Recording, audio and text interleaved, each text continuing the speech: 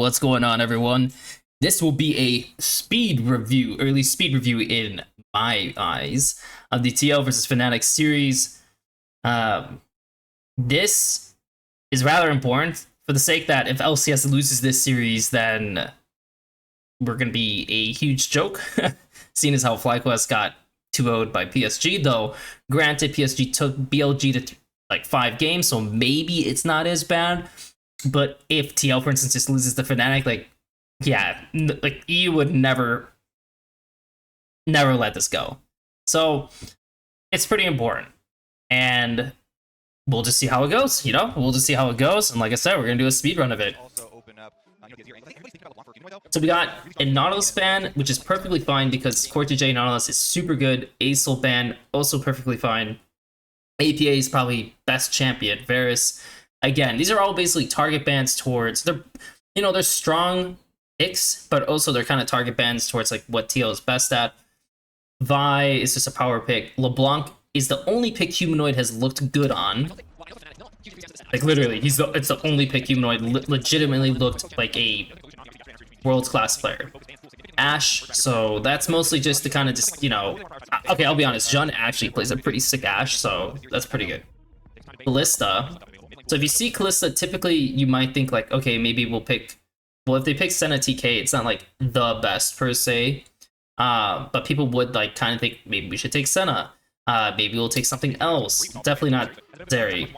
Doing Lucian means that well, the only reason why Lucian actually can be good here is because Nautilus is actually banned. Like, you're not really afraid of Renata. It is a little bit of a skill matchup, but it actually favors the Lucian Nami, so it's actually not that big of a deal. So taking Lucian Nami here, unless they have something to like attach to them, is pretty good. Like if they played like Kalista Thresh, that would be pretty threatening. Talia is the most obvious pick. It's like one of APA's main champions. It's OP. Basically, it's overpowered compared to what mid laners see. And yeah, I mean, they ended up taking Renata, which is like the worst of the picks. Like, it's good with Kalista, but it's not like the greatest. And then they took their version of a power pick, Xin Zhao, instead of like picking their mid here into Talia, like taking like Ahri or something. And naturally they had to take Nami. So if you're thinking of bans, it's like, if he's picking in 80 jungle, maybe you ban Zac or something like that. You could focus mids. It just really depends. They banned like Oscar's Camille. He went 1-1 on it so far in the tournament. And if you do standard lanes, which just seems like that's what they want to do, which they should, it's a fine ban. Volibear, anti-ban. Yeah, that's good. I mean, in the end of the day, it seems like they're aiming to blind top on 4. So like they're taking these bans out so then the jungler can get something just a little bit better. Cassante.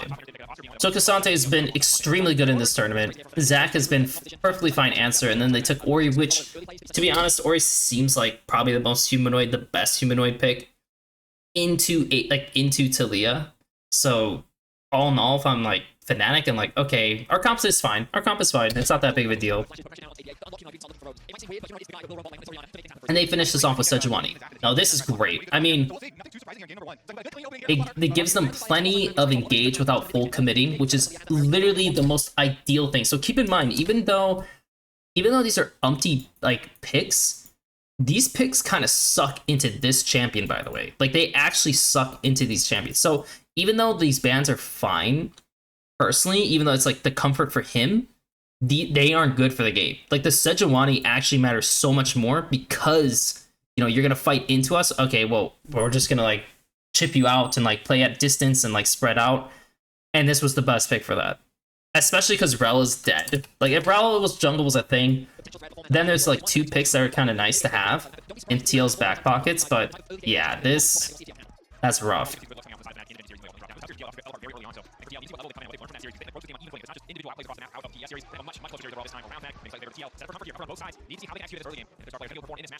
Elimination series fanatic versus Team Liquid. Last one is EU boys. And versus EU, and the all chat is good luck, have fun, straight down. 5 good luck, have fun. I like it. I don't know, feels like when 2 dogs are working on the side. I was hoping for more, but also, I kinda like this. Unexpected. Okay. The only way I could have been more past the rest is they say good luck, have fun, slide. And here we go. Good luck, have fun. EU versus NA at MSI 2024. Here we go. I just wanted, right? Last year, the Rocket Planks, it was a lot of team kills. But this time, we get to see that rivalry. Last match, NA, they're thirsty. Liquid, we're hoping to see a little bit more from them. Fnatic, they did have a competitive series engine, but they also still fell short in a 0-3 opponent. So both teams here in the stage are winless. It seems like they will do standard lanes. Both these guys are gonna have to see because normally Liquid roamers now we see a lot more focus on the individual 2v2. Can they find an advantage there? Both these guys, master class lane when they're able to take off and get out of lane. See what happens. Yeah, both of these bottom lanes did lose to Jackie Love. And both of them were some learnings. And he gets a leash. How nice of him. So this means he can be first on bot based on clear speed because he got a leash. APA pushed mid quickly and got a ward on Raptors, so they have some scouting. So now they know that Xin Zhao is most likely pathing down. The other team already knew he was pathing down just because of Cassante leash. Ooh, nice little trade on him, huh? I think he was able to navigate his way past the vision. No pings did come down from Team Liquid. He's going to avoid the Ooh, and Jun doesn't get the Q, so nice little chip gets a pot. So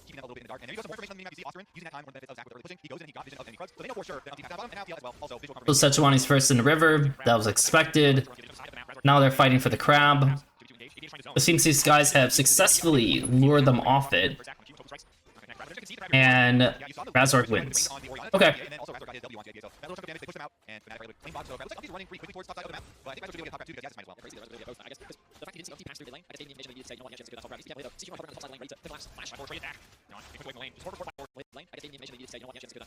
See Humanoid hovering around the top side of the lane, ready to collapse.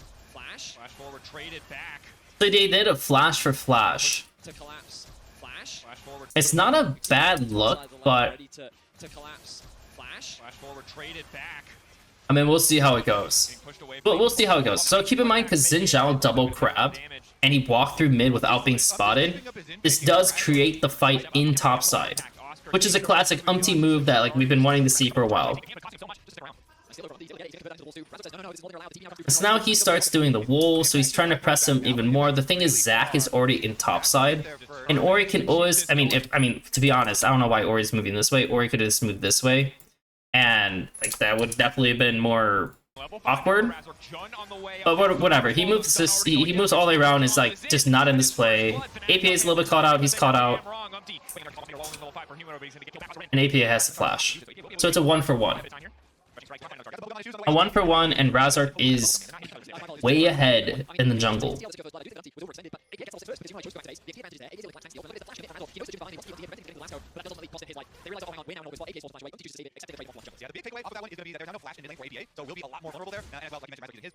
And he's getting the grubs. Decided to do bot the top again, even though his top camps are up. He could have done top to bot, and he could have played on this wave down here. It doesn't look like top lane was like in an issue either. And yeah, he had no flash, so they kind of just ran at him, killed him. They are able to get a kill, but this does also put pressure on their bot lane. Looks like nothing's gonna happen. Except these guys they're gonna drop some CS though. So I gotta look at this one more time though, because when he comes back, he should know that, I mean, these guys should be able to tell them that they can build and at least maybe do something with it. The only thing is if these guys base, like, if they're bot lane bases here, which they probably won't, because if they freeze it, they're gonna like come back. It would have been nice, but kind of sucks. Because the only play like TL has now by doing this pathing is going for the Zac. And the Zac is getting frozen on, it looks like. Ooh, does the R screw with it? This is good by impact, because once this guy also presses R, it actually... Oh man, it's so bad for the wave. Oh man, so Oscar's in a fucked situation and he needs help. They kill mid. I mean, even though like they can... Oh man, I mean, top was already so screwed after that point. Like, the wave was really bad too.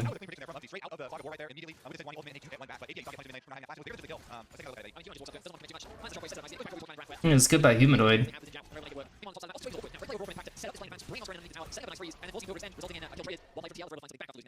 Certainly the case. Something to go over a couple of shots extra. Bit of early MR.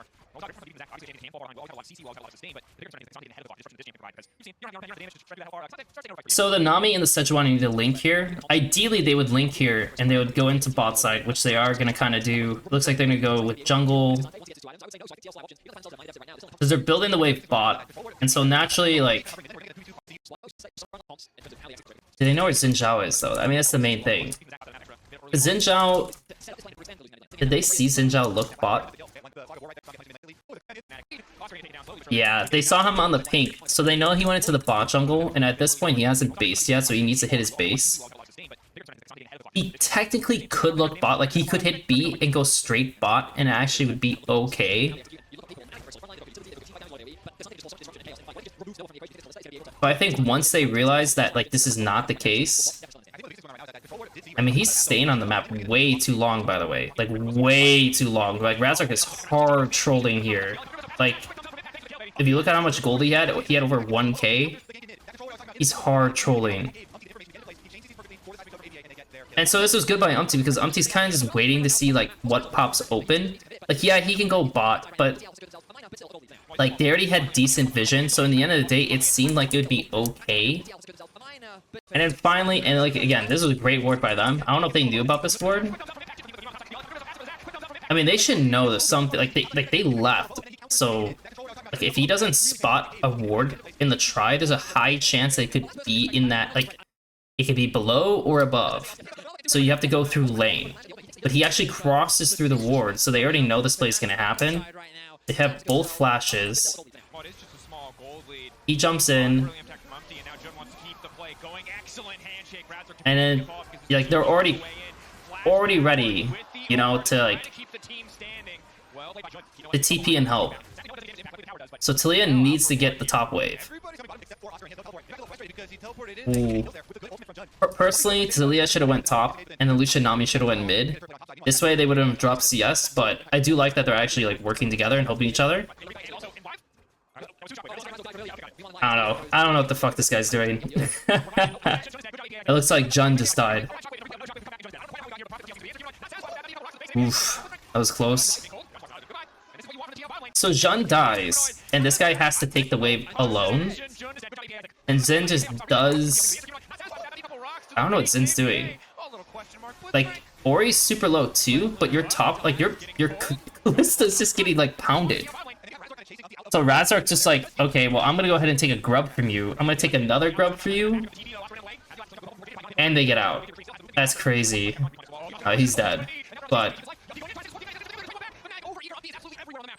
he's dead too. Technically from here, Taliyah should be heading straight top versus pushing mid. And maybe she can help defend this. But Taliyah's like pretty late to reading the play. And now he goes, and it turns into an int. Turns into an int, but Impact is getting the bot wave the entire time, and the turret, so... And it was plates. It was full plates, by the way. So... like, he actually got a ton of gold.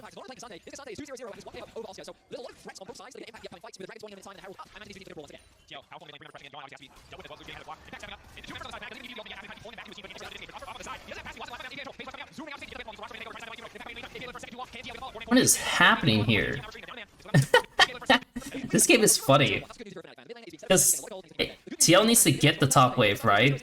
They need to get the top wave. Basante needs to go bot. He's pushing another wave. Taliyah has TP. This guy kind of just goes straight into them. Then they catch the Zac. The Zac has to flash away. But at the same time, APA was TPing bot to try to catch these guys because he thought they were going to log chase. But they turned on the Zac. So APA becomes in a bad spot, dies. That's funny. A little messy, but it's pretty funny. So far, the Lucian Nami's been pretty good. I mean, they haven't exposed themselves to any ridiculous plays, and I think Razork has been just okay.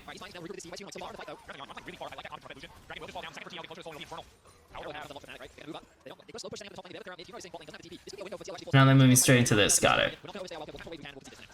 The difference here is that TL is not forcing the fight.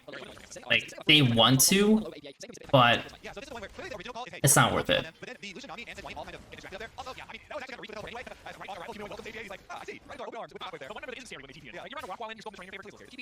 Alright, big wave top. He already pushed bot, so he's gonna naturally be on mid side. He does a one wave top, and he doesn't want to push more because he could be a play. They don't have vision. So they need to boost mid and go through here and then get vision so they can actually farm. Looks like they're switching to Cassante, so the Cassante is going in the blind area and sending Talia into the healthy, like, you know, like, more safe zone to farm, which is pretty good. I like the lane switch.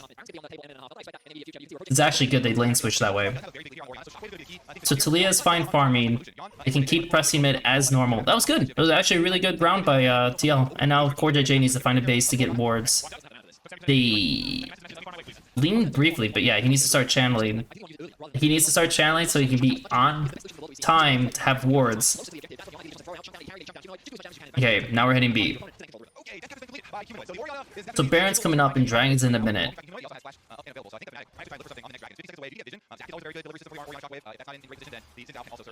Nice. Nice RFC proc. And it's right before Dragon, so he's just gonna be at 80%, which is really nice. Now this is really important to note how this goes, like, especially if you look at how Fnatic is. So Fnatic needs to answer the bot wave.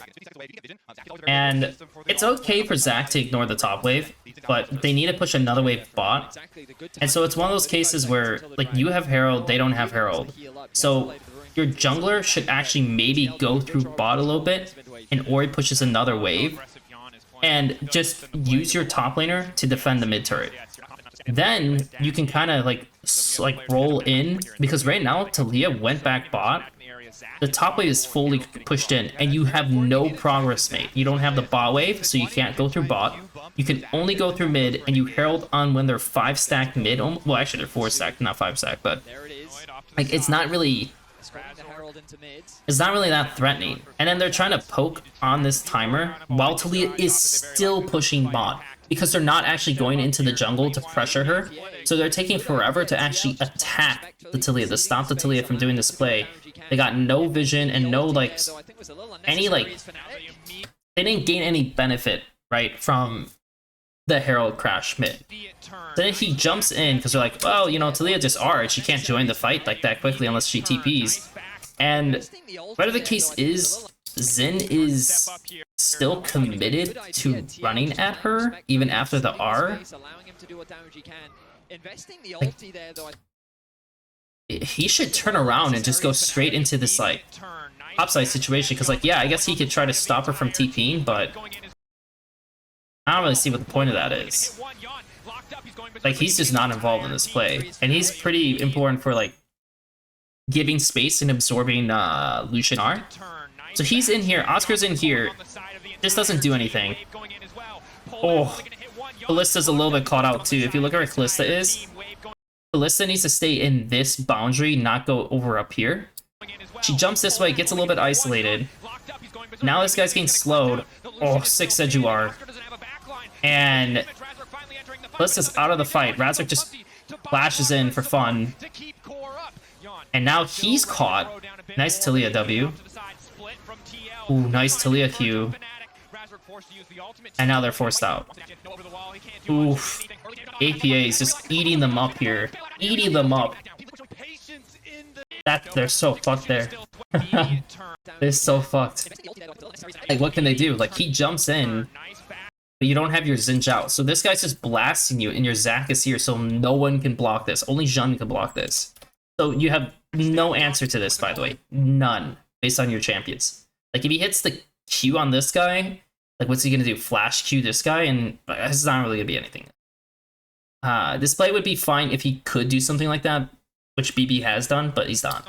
So he's getting blasted, so he has to literally run out of here. And then he actually, shockwaves this guy to kind of stop this situation. Meanwhile, Impact is playing on 3 people, so it's a 1v3 here. And your Ori's out of the fight. If, like, the Ori was here, like, I need to see this. Should, like, Ori be over the wall? If Ori stayed over the wall, this might not be the worst. Like, if she's here. Because that way, like, you know, yeah, they could press, but she's always set and hide it, like hidden from vision to do stuff. So I think Humanoid needs to be in this pocket. And then Callista, I mean, it's just awkward. Like, these guys just can't run this way. It might just be bad for Oscar to do this in the first place, but the way TL punishes it is rather good. Because, like I said, Impact separates, Unti sees the angle, this guy just, like, loses his mind and just flashes on, like, the Nami. And then, yeah, APA just, like, runs faster because of his passive, Impact catches this guy, they're both killed, they get a third dragon, they're off to the races. And keep in mind, the Ori is, like, fed as shit. So, like, ideally, like, Oscar needs to be pretty mindful on how he engages and, like, what the look should be. Because if they get a shockwave, they can just win. Like, he has decap. He has, like, the two best, like, scaling AP items already. Excellent team play around the objective. Good discipline on cooldown. Still standing, even wins, never trying to die back. Still focused. Needs to find the Vulcan and shockwave back now. The after special there now. The third race this time, TL is tough to back all the way out. Talking about the death cap. So far has scheduled it. That fight's like a tickle for it. So if you're only hitting Nami, it doesn't matter. How much you spend on it, it's not gonna do anything. The death cap, yeah, not very impactful. They're not able to get those critical shockwaves delivered. And the front line was unable to get past these bouncers on Team Liquid. Impacted Unti. And Forte with the Nami ultimate as well. Now, slowly again, with patience, seizing the objectives. Oscar going off the back. Humanoid continuing pressure on time with the objective bounty. Will stop really the effectiveness of this Baron TL single tier 2. They're playing 2-1 right now. So they let the top wave kind of fall in completely, but they're able to clean the tier 2s. And I mean, these guys are just fucking over chasing. What the hell are these guys doing? They literally just lost the game. They literally just lost the game in that one time frame. That's so funny. Because Cassante has TP, right? So if you start from here, like look, tier 2, like there's a tier 2 here. Right, there's a tier 2 here, there's a tier 2 here. So they're playing 2-1. They could answer this technically, like they could have this guy roll up, he rolls up. But by that time you do that, then the enemy will push out bot again. So if you keep the 2-1 this way, it kind of keeps things in a pressured state, right? And if you look at their wave clear, Ori is the one who's top. This is the worst person to be top, by the way. Like, maybe it's okay if Zach's up there, and yeah, like you'll lose some reach, but she's the only one who can actually wave clear. This guy doesn't do anything, doesn't do anything, doesn't do anything, doesn't do anything. So they have no capabilities of defending themselves. So this is definitely like the worst person to be. So they just easily clean these turrets, and they're like, okay, you know, we could keep going if we want to, but we should probably recover. They'll retake, and then we'll do top mid next, right? And they'll take another tier 2 into Drag Soul. Great. These guys think that they already based at this point, right? Because it's like, oh, okay, you know, maybe they just based, you know, and they're gonna do this play that we're talking about. But at the same time, they also have a ward that shows Seju here, so clearly they're here. It's very obvious they haven't done it yet. And you're walking in as Xinjiao, Renata, and your Callista and Ori are not in position to fight. So they push you, and now you're like, okay, we gotta go, we gotta go. They haven't based yet, they haven't based yet. So this guy hits him, he's like, I gotta get on him, I gotta get on him. Meanwhile, the whole time, like, Zach is like lost like half his HP. And this guy still has flash. So that guy just dies. This guy overchases, and then Impact gets the easiest TP of his life, and then they won the game. Like, Fnatic literally had one more chance to win this game with Ori being so fed, and it is very possible to win. And they decided to just throw themselves and die. That is so funny. Who came up with this idea? Who thought this was a good idea? Especially after you saw Seju. Like, it's one thing if you didn't see Seju show, and you're thinking, maybe, like, you know, but...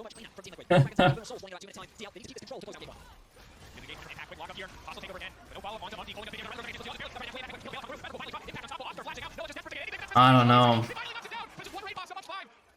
This is a big issue that Fnatic had in that Gen G series where, like, there were moments where they were finding pockets to win fights, but they never had control of the game. Like, not one. I'm not gonna say not once, there definitely was a timer, like a good, like, 5 or 6 minutes in the game too, when they were playing Lucian, where they were, like, actually controlling the game. But outside of that, like, getting a few picks but then having no map control, just, that doesn't mean anything. Like, that doesn't do anything. So I felt like Fnatic were just never in a position to win in that Gen G series, and right now in this first game against TL, it like literally feels like the same thing. Like, even if they felt semi-strong, the way they approached the map, like the Ori being 4-0, like none of it mattered. Like they just could not make the plays they wanted to make. And TL just kind of pulled them around the map. So, as a first game, it's a really good sign. It's the second game.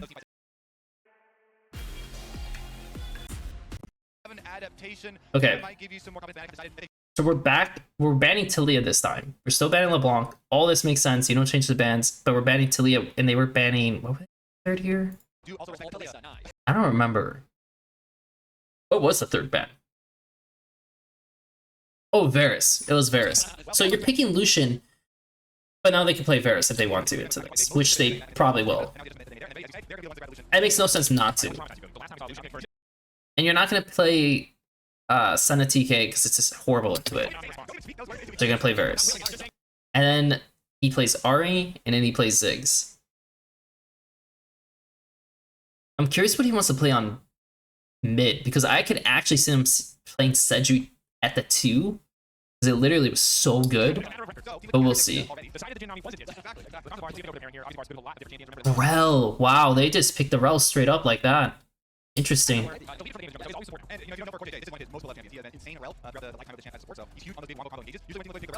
You picked Xin Zhao.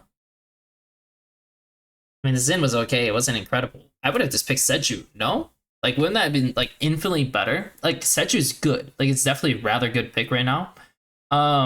You also could have picked Hisante. Hisante is legitimately good into Rel. The only thing is that Impact has, like, he would just, like, take TF or something, so you don't necessarily want to do that yet. But if you take Seju at the 3 here, like, you have a lot of strength on just, like, not having the full commit on mid waves, which is great. She's also good at blocking some of these engages. But whatever. I mean, we take Xin Zhao. This is the way they want to play. They take Hisante. And they could take Hisante because they have the bans afterwards to kind of take out, like, they're going to take out the same picks.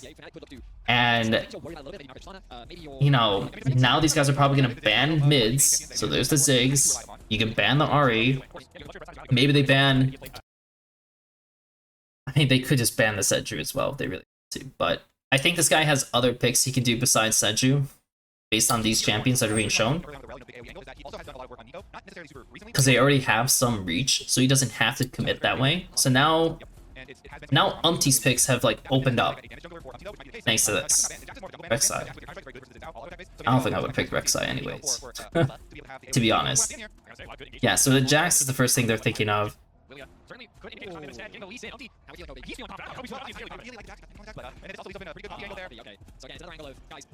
Alright, 1 second.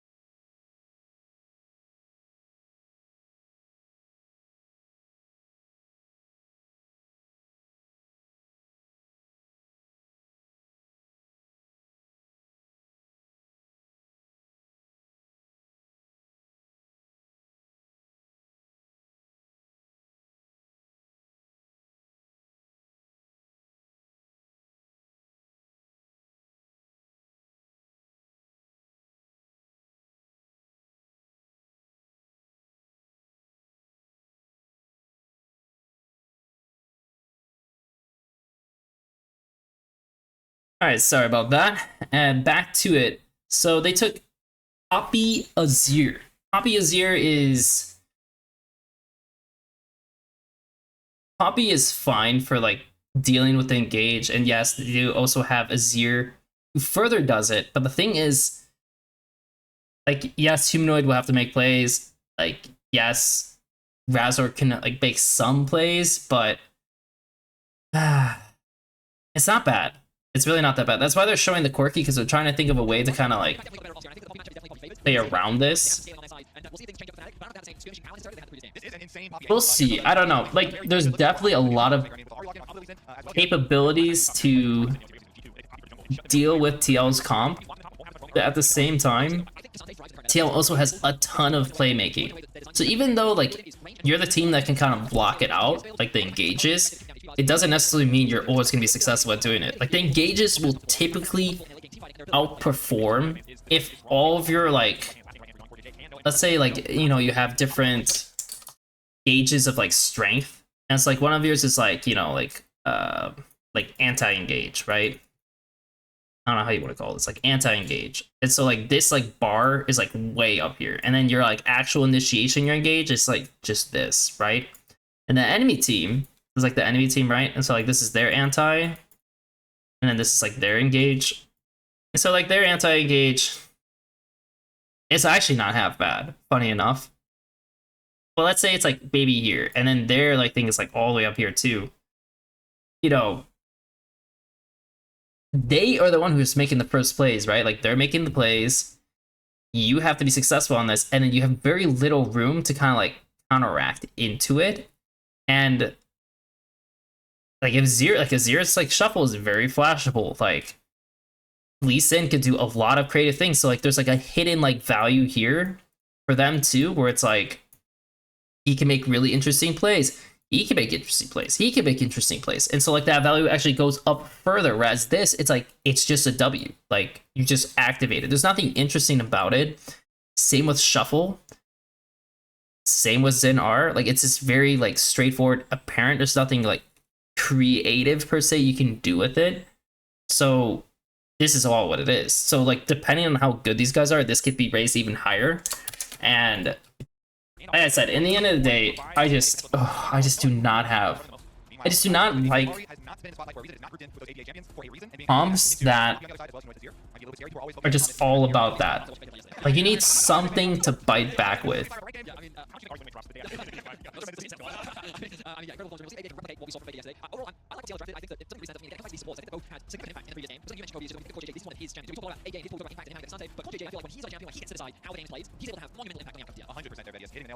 Is the in-game leader of this team. Such a big voice. When he's on engaged champions, they do look their best. I mean, no, KC Gordon, he came on. Thanks for the so he's like, my entire job in most games is to free JJ up so he can roam. But depending on that first game, right? It's not the play. But he said very openly, JJ is the man. I'm here to get him out, game on that, so keep doing what he needs to do. He's sitting up in his chair. I think that's a good sign for us. I see the Reddies in chat. I think that is a very good sign for us. Queuing up this game. Game no week. All right, we're in it. Okay. So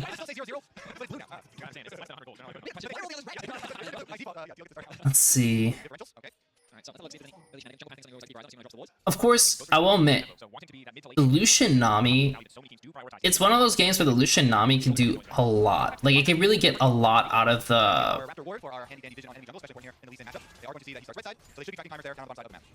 Because it's Lee Sin, Varus, and Rel, they do have bite back, but it's bite back that, like, Lucian can react to as well. So it just, okay, we'll see. It just depends. Like, at the end of the day, like, if Noah plays this super well, they're gonna be fine. Here, Core JJ saw the level 2 option, but I don't, yeah, this guy never dies. Nice engage, though. Aggressive look on the bottom side coming for Core. He gets the cleanse out from Noah. Ignite going down as well. I think it was too early, but also they did it just so they can kind of get something a little bit back. And so the wave is going to bounce, and so Noah's just taking his base just so he doesn't have to deal with poor conditions. Impact's also missing some CSing. So Umti's the first on the way, or first on bot side. They're able to push these guys off huge, and they're balling in a really rough spot. Lucian based again. Is Lucian that low? Yeah, he kind of was. Good poke onto Yon. Yon forced to flash. Noah immediate Oh. Strike to expire.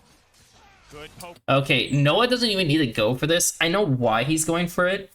But the thing is, with his current conditions and HP, if he never like throws himself into this situation, and he doesn't have the base, he would just get so much value out of the freeze, but he went for it because he's like, maybe I can kill him. And it's like, well, if you flash for the kill, like, you're definitely dead. So Now the play isn't actually as horrific for TL, which is kind of funny. Then naturally we have Umpty. My man Umpty. He knows the crab is up. Deer first. Now he double crabs Razork. Razork double crabs Umpty. Now Umpty double crabs Razork. Top lane is getting shit on. And then since Umpty went to his Krugs, he has no option. Oh, since he went to his Krugs, Razork just to take the Raptors. And his mid is on base. And their mid has TP still.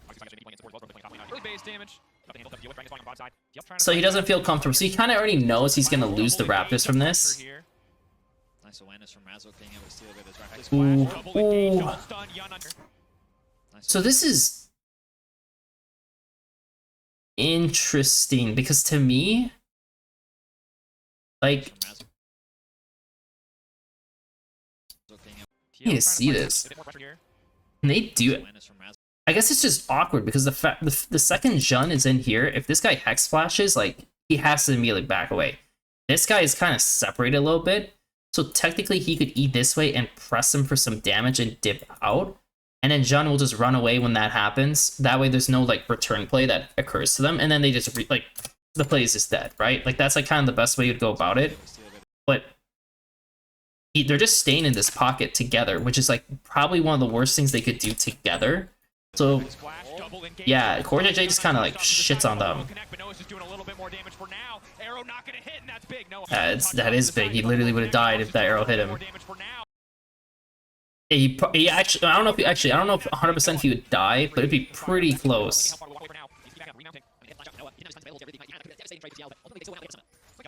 Now the wave is gonna return.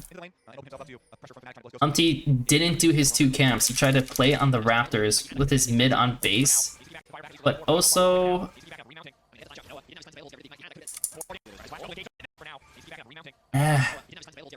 I don't know. He definitely could have just done his 2 camps, and that probably would have been a better, like, safer option to just clear that out. I understand why he went to look for the Raptors. Then the Zenith is going to help them crash the bot wave. Like, not really. Ooh, he can't even help them crash the bot wave because he's worried that Lee will be there. That's funny. Well, the bot lane is going not half bad for them so far. Like, Rel is definitely, like, I would say Rel is one of the spookier supports to play into Lucian Nami just because, like, you literally have to throw your body, and it's not like, you know, hooking someone where it's like, okay, I hooked them, they're for sure, like, latched on. Like, Rel doesn't get that. So, plus once Nami is 6, then it becomes, like, even harder.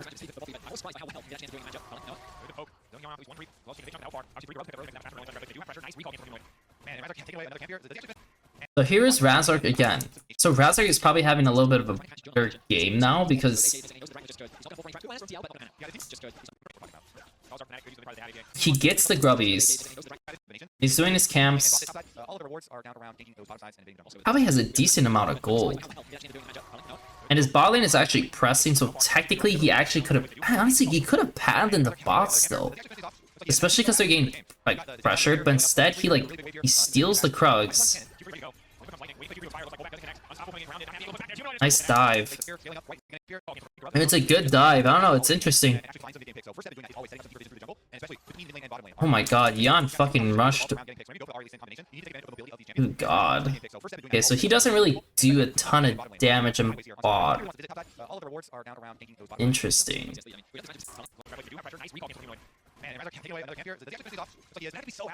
And they knew they had a mid base over him again. So APA has given... APA is definitely getting kind of shit on in this matchup. Like, I will say, like, he's given over 2 ideal bases to Razork that lets Razork feel comfortable on invading Umpty. Yeah, it's a little bit of a mid diff this game. And they play this pretty well. I mean, like, Impact has to use his Q3. If he hits it, he might be able to make a play or something like that. And then, yeah, he kind of just... He was trying his best to get out of, like, the Poppy stun. for the Q3 to expire. It looks That wasn't possible. Now they're balling. The most important thing is like, is there a return play on the ball lane? They chip him out, but now they get zoned. They don't get anything for top side from the kill besides the kill. So they lose one plate, a little bit of CS. Razork's able to get back on bot wave. I don't know. I gotta say, this is going like, it's okay. It's an okay game. It's an okay game for TL, but ooh, okay. So now this is the funny thing. So TL's had pink wards placed like in these areas for a long time, and so one of the common things you'll see is like these players just kind of forget about them and they just cross over them. So yeah, he crossed over it, and they just read him like a book, and they picked him off. So that was sick. That was a really good way to kind of like break the flow of the game up a little bit. Because Razork at this point he's like outperforming Umpty. Granted, he does have mid advantage on a lot of this, and he has top perma push, so like he has like, I mean, he definitely has the tools in this game compared to Umpty, but we'll see. Well, that was awkward. Because Razork is doing grubs, and I'm gonna assume they're notifying that like, okay, we don't see him in the bot jungle because we still have all these wards here. Like, you know, they have like this vision, they have this vision, they have this vision. Like, it's pretty impossible to like, if he's not showing here, he's probably here. So for them, they can make a play on bot. Again, the thing that sucks the most is the fact that Varus does not have like much damage at all. He basically built to survive lane. That's it. Trying to hold on, immediate ulti, Umpty on the way down, but it's double TPs, everybody's coming bot, Core now needs to retreat. Trying to hold on. It's just too early. It's just too early. They needed to wait a little bit longer. They should have just backed up a little bit and just waited a little bit longer and then pray to God it works that way, because everybody's coming bot, Core now needs to retreat. Nice knockup coming in from Jun. Humanoid push back on APA, timing the ultimate, but now he has to retreat. It's a man advantage to the TL. It just sucks. It's a fine look. It maybe that's the best play they could have made in the end, because if you think about it, it's like, if they take the cannon, they don't really have to play for the ranged. They don't need to really play for the range creeps. Like, you just leave it as is, and then you just back off. So maybe that's how they felt like it's just gonna back off, and it is what it is. But it was just a tad too early because Varus doesn't have damage. Like, if Varus had damage, it'd be a different story.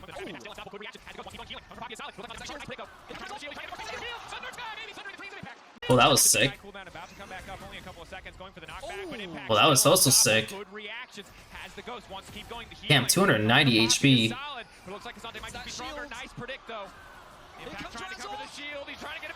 Oh! Well played, Oscar. Well played, Oscar. Man, Oscar's shitting on impact. And I've seen this matchup before in the ERLs. It was the first time I ever witnessed it. Like, how this matchup can truly go. And yeah, the Poppy just like went up 20 plus CS. Like, it was really not. It was not fun. It's a good game by Fnatic. Pretty good game by Razork. And Humanoid went too far. Great. So they do get advantage on pushing mid.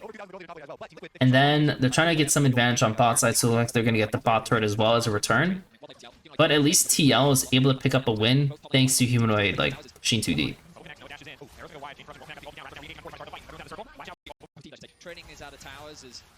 And then at the same time, so Humanoid is still dead. R is hitting top.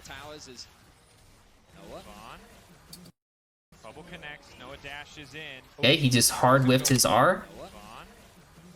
Okay, funny enough, like, he never should miss, by the way, because they're all like lined up this way. So like, if he wants to, he can throw it here, and it's probably like the best thing he can do.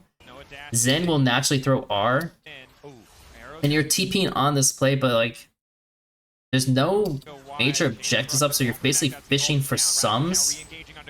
And if I'm Razork, like, he doesn't need to E onto this guy. He could just run and they're fine, and then maybe they don't even have to commit TP. Like once he does this, like he doesn't have to E. Like he could just keep running, and then if they commit further, then you can start TPing.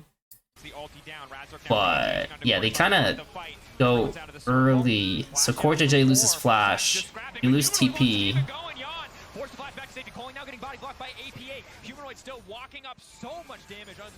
Yeah, you get Varus flash in return because Zero TP'd for it, but they do have bottom side pushed up, but that's about it. So Noah sticks around. He's gonna get one more wave here.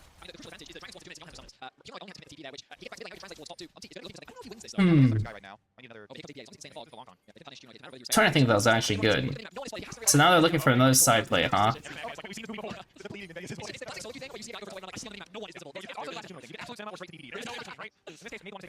I don't mind it. I mean, like I said, like it's actually kind of hard for them to press on the mid situation. It's why Seju can typically be better in a lot of cases, like especially against Lucian, because you don't have to full commit your body and you have something that's a little bit more clear to do. Well, like, you know, when you pick these kinds of champions that they're picking here, like you're picking them in a sense that like you plan on, how would I say it? You're picking them in anticipation that you're gonna outplay them. Like you're gonna outskill them, but APA just isn't really producing much on the RE. The Cassante especially though, like this is the more important fact. The Cassante is just like in the gutter. He can't provide like any like assistance, both on being on mid waves and being like having the presence he usually has. So that's been pretty rough.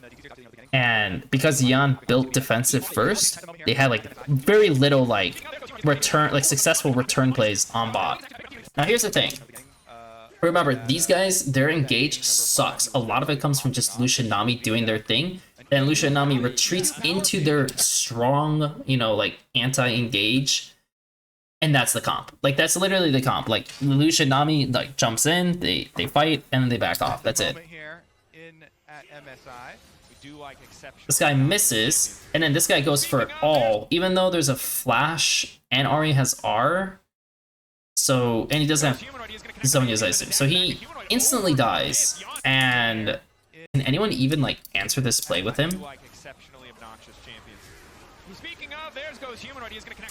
Why did Lucian stop? He didn't. Did he? Why did Lucian flash? Why is Lucian even flashing? Like he's in no danger. I have no idea why he flashed. And then Sin missed his W. Lee dies. But Humanoid kills himself. I mean, it's not bad by because actually does need to stop these guys, but I have no idea why Lucian flashed. And remember, TL's like anti-engage, it's okay. It's not great, it's okay. So that was like them demonstrating like our okay anti-engage, and that was Fnatic demonstrating their okay engage.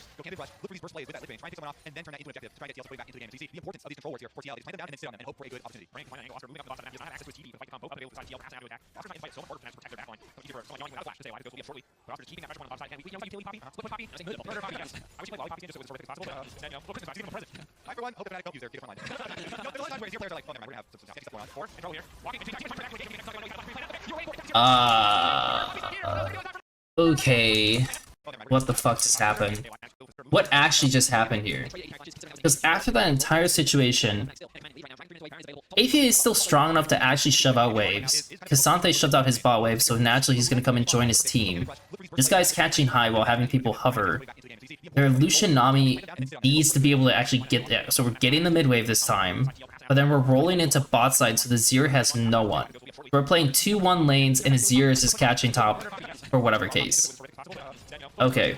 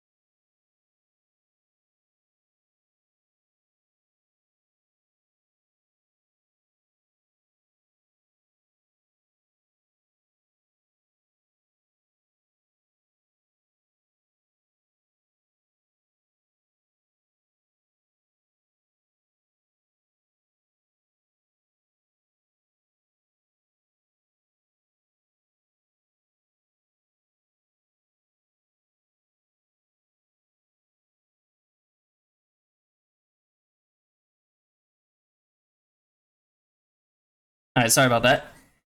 Had to check something because the landlord is a Cullen. So, in this situation, like I was saying,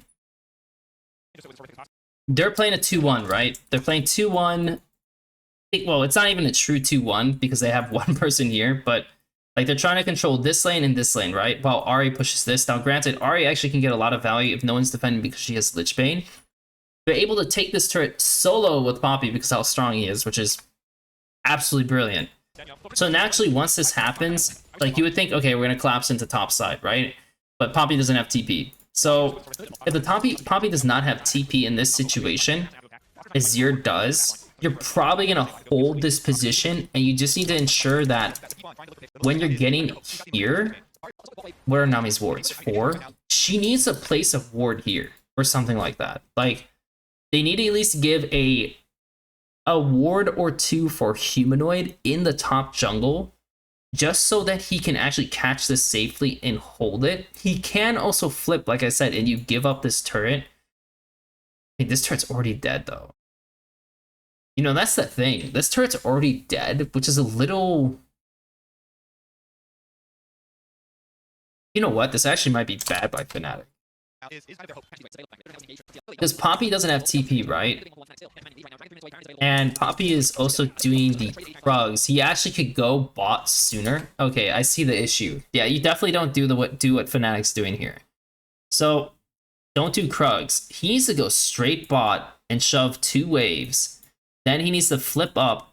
And then he needs to put 2 wards down here. 2 wards. Then he has 2 more, and then you advance into this side with 2 more wards here. Then you're gonna hit your base, right? You're basing after that. And now the map's like way better. But the way Fnatic's approaching this situation, it's like, okay, so Azir's clearing the camps, so they don't have anything to steal. We're gonna play on the Poppy lane because he does not have TP. But the reality is that Poppy should just shove these waves quickly, sooner than he already did because he was doing Krugs, and shift. And so he's shifting right now, and this is fine. He actually should shift, and they should still go topside, so Azir can actually fully push out, and you can like there's a team who's up 6k gold. So your Poppy's able to solo the bot turret, which is cool. But it's like, oh man. But it's like the reason why these guys are even in a position to find something is because you invited this situation, right? And like the bot turret, like the bot tier 2 does not matter at all. So they're moving up. He has a nice flank. They're thinking, okay, maybe we need a back check just to see something. They find core. Noah at the same time is like wants to press this guy, which is honestly fine because Varus showed mid. Like this is not bad, and Ahri showed up here, so this is fine. Noah doesn't have flash because of that one situation, if you remember, and Core knows this. So Core goes onto him. Oh my god, it's honestly so beautiful. Like, this is the thing where I say, like, you can have really good anti-engage, but the reality is, it's much easier, it's still easier, and you have more opportunities as the primary engage team to find moments that the anti-engage cannot deal with. And this is one of those moments. And, you know, Ahri gets shoved out a little bit, just a little bit, but he never typically goes all the way around yet. Not yet, because he knows Core is fishing, so he's already back here. And then he flashes forward to ensure they get this. Now the... Oh my god! Oh my god! It's actually... Oh, I love it. I love it. Now, keep in mind, obviously, if Lucian had Flash, this would never happen. Like, this literally would never happen. And yeah, like, they still die, but it's the fact that TL actually managed to find an opportunity for this to even work is hilarious. Absolutely hilarious. It's like, they want to do this, and Core's on a flank again, but they don't have the same turn tools, and he actually goes too early. Like, Yeon is like, I don't know what the fuck Yeon's doing, but he needs to let these guys come in more. Or they just need to back off and accept the situation. Because if you look at the situation, at this point, you need to recover your bot wave, and you need to kind of recover your mid wave. So if they all hit B, like, there is a chance that Xin, Poppy, Azir could try to do the Baron and draw you in, but they have to clear so many pinks and everything, probably unlikely. So if they actually just hit B and took this win for killing them, and just started up on the mid bot waves, and so they would have had initiative on the next play, Teal's like in a really good spot. But of course, you know, they try pressing, and then Humanoid catches them, overextending. So good job by Humanoid.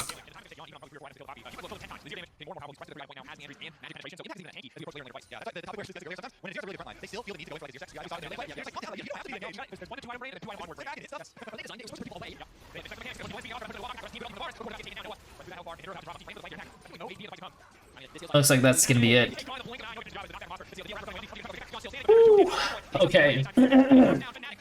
Let's bring game 2 back. So Noah's Lucian still is like kind of whatever. I hated his build. Like honestly, I don't even know why he went on hit, by the way. Like these guys like trade pretty hard into you. And like, yeah, like you go on hit for these guys, but I think he should have went lethality. Like all they need to do is burst. Like this is what their whole comp is burst. You have to play very well around the mid jungle too. And they just, I mean, mid had nothing going for it. So didn't have a lot going for him. And his like these are very high execution champions. And this guy was down in the gutter because Oscar was absolutely destroying him.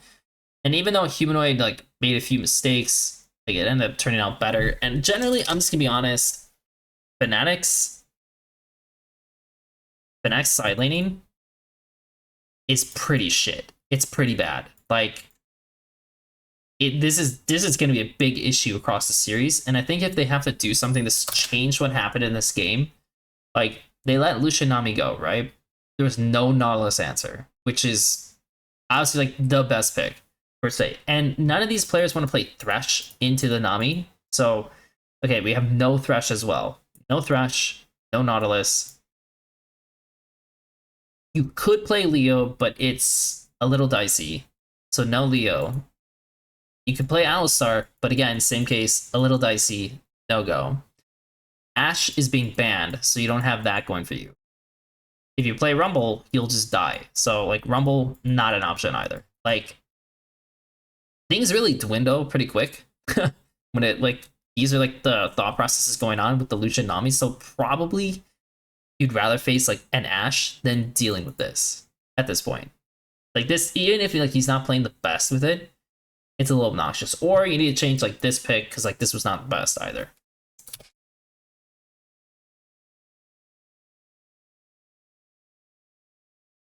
Game 3. Incredible.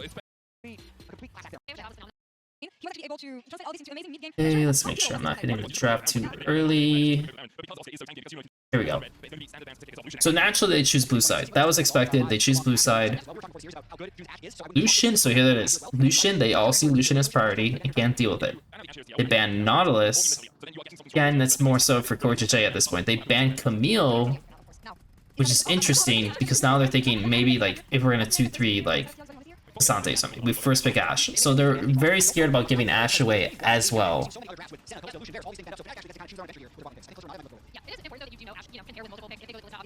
Callista Rumble. Do I like that? I mean, you know that they're fishing for Varus, and like you can play Callista. You can play Callista Ashe, you can play Callista Varus. I mean, obviously if it was T1, they would have done the Varus Callista when you take Ashe away, so then you have to like figure something out with the Ashe, which is a little awkward.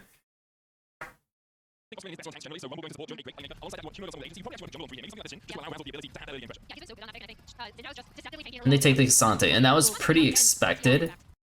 And they're still worried if they take Cassante here, he'll play TF or something like that as a counter, so they don't want to blind the Cassante still.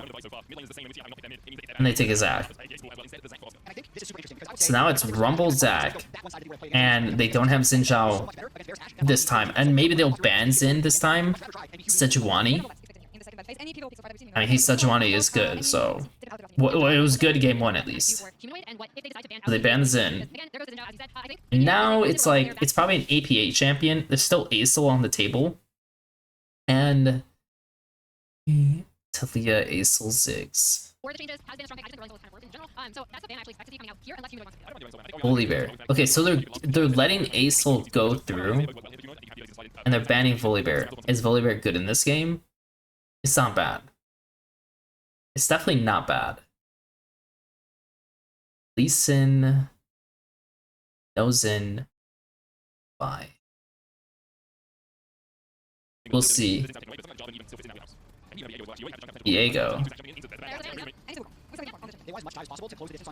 So they already had a core carry, or core carry. They already had a, like a top end tank in top side. So they felt like they were gonna press for a actual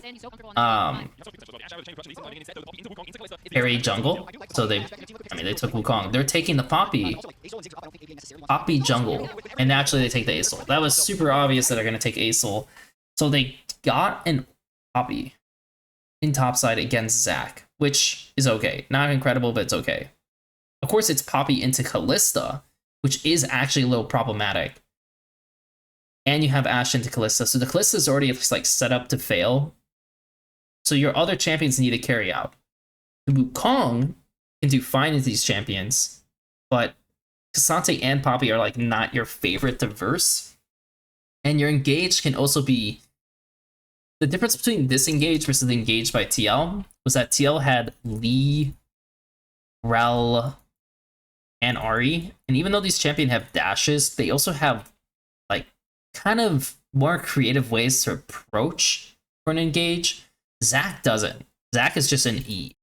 Like Wukong is like just an E plus W.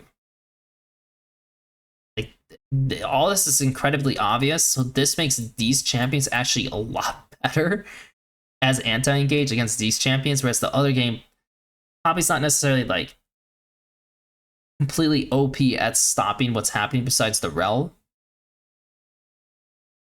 And you're gonna take Ori. You're gonna take Ori into the Acel. Way. That's not bad. I like that, actually. Because the Wei has range. Wei has really good range. So...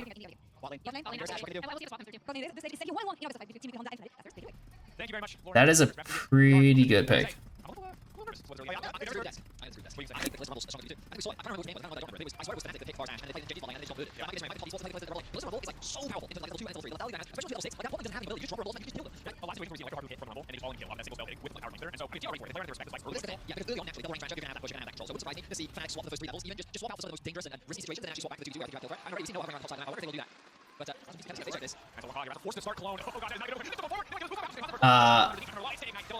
Okay.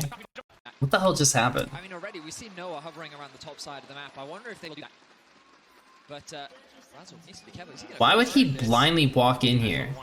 Razor forced to start clone. Oh god, that is not a good jungle clear. And they're still going forward. They want to kill this Wukong. But oh my god. Now Noah's caught between multiple members of the team. John coming over the wall. Well, actually, this is really bad by Fnatic, no? Like, it's not just the fact that Razor died, it's the fact that they used both sums by Rumble, which is pretty bad. Like, Rumble's pressure of having Ignite and Flash means he can kind of just all-in kill you whenever he wants to. So I'm actually pretty sure this is why they lane swapped, because now their pick's like kind of dead in the water for 5 minutes. And this is, by the way, this is classic lane swap. Like, what you used to do in lane swap situations was you would send your support into the enemy jungle and just harass them. Like, literally, you would just like exhaust them and harass them and like slow them down. So Humanoid probably should have expected this happening. Like,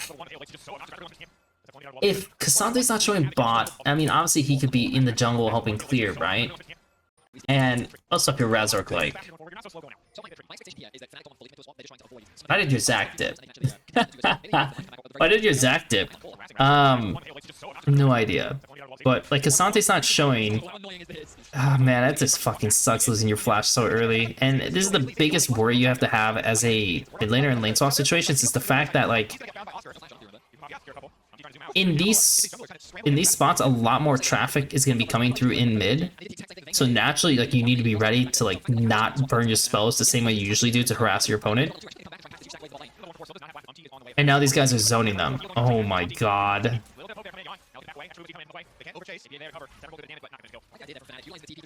I don't know if I like that though. Because, so these guys crash, and because Wukong got screwed in his clear, their first thought is to come bot and like kind of help out with this. Also because Cassante level 2 going into this? He's not. But he only TPs because they're not hitting top. This is not the best, because Zach can't TP bot. I mean, he could in theory, but he will never will because he wants to go and collect the top wave. So they're dropping creeps bot lane, and they gain a plate. And now they want to flex in front of them. Acel will get first push on mid, and he's going to join this fight. Blaze TPing behind to kind of help fix this situation. And if I'm TL seeing this, Too hungry for the 2v2, it could cost, and they're trying to burn down core. Heal going down, retreating back. I mean, I would never turn down. I definitely would keep going up instead of running in the way, especially because he has no flash, so it's not like he can reach you. They get chipped out, but now, ideally... Oh, he just gets too... Because, like, ideally, TL would try to zone Wei at this point and try to screw with him, but it's just not possible. Okay, so Razork has found some goodies in the top jungle.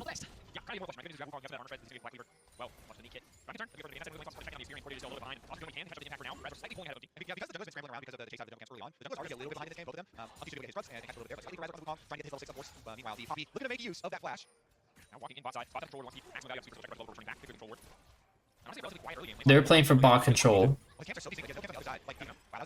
It's such a little thing, by the way. So he knows the Raptors are coming up. Oh, man. That's rough. So what Teal has done, right? Like, Ash stopped Wukong down here. Then he plays for Raptors, right? Then he plays again for bot, and they try to, like, squeeze out more on the bot advantage, which is fine. Like, you can do that. Just have to be very mindful of how, like, the approach goes. And Impact benefited most from being able to TP top, and these guys swapping bot was, like, kind of whatever, right?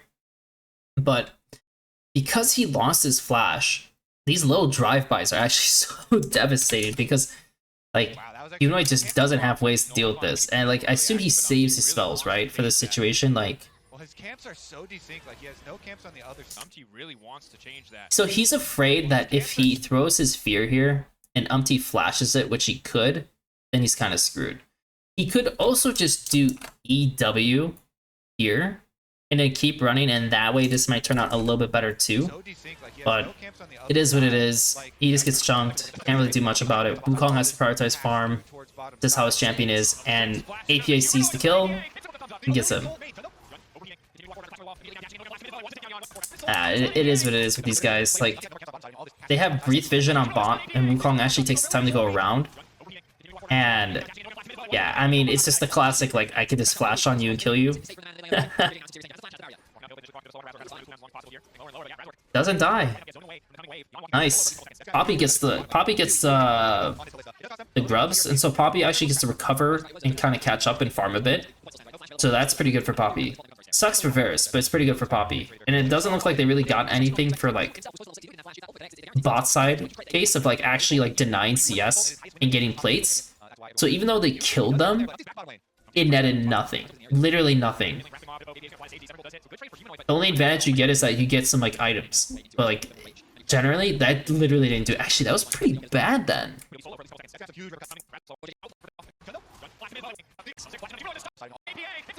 I hate this picture-in-picture being right over the minimap, by the way.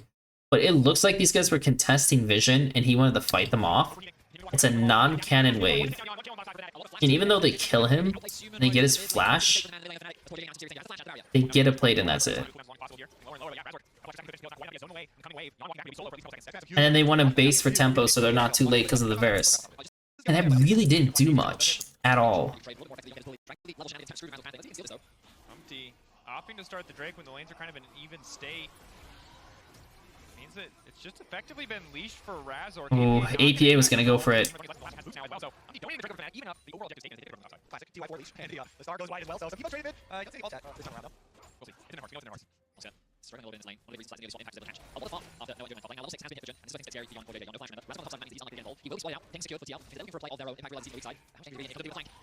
How does that happen, by the way? It's because Wukong is able to steal the dragon, right? And he does clear vision. They do have a pink behind. Play has firm control of mid. He's taking a base. These guys still contest forward, even though Poppy actually could be behind, and this like got cleared. Because like, where is Poppy? Like Poppy got pushed out here, and he didn't have red, so there's a high chance he could be bot. You have no sums. I don't know. These guys should not die, by the way. These guys should not die bot. It looks like Jun was actually inviting it. Like Noah's like following what Jun is looking at. And that was pretty disrespectful by them.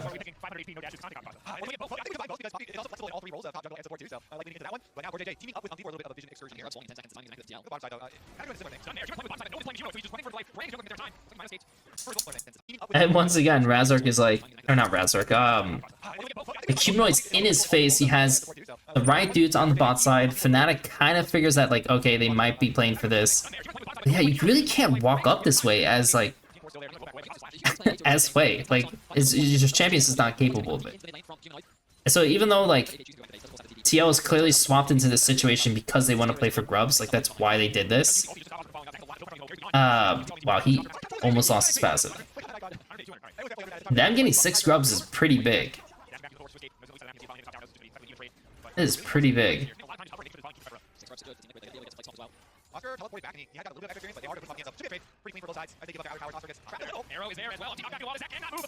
Oh man, Oscar almost lost his life. It did actually help them get the first turret though, but technically TL would have gotten the first turret because they had 6 grubs. Both sides are shoved. They need to defend top side, technically.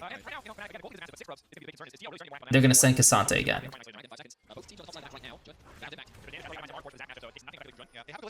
Okay, so they successfully defended top side, and Acel is farming bot side in the safest zone.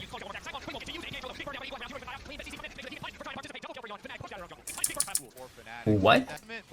So, after Fnatic gets pushed, so Fnatic already got this crashed, right? So naturally you're gonna go mid and boost the mid wave. That's like the most obvious thing.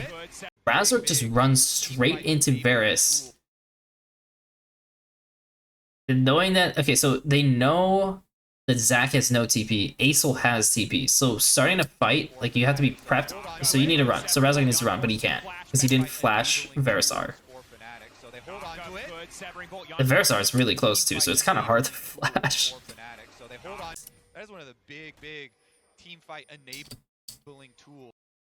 Auto Q R. I mean, he just presses R right away, which is like,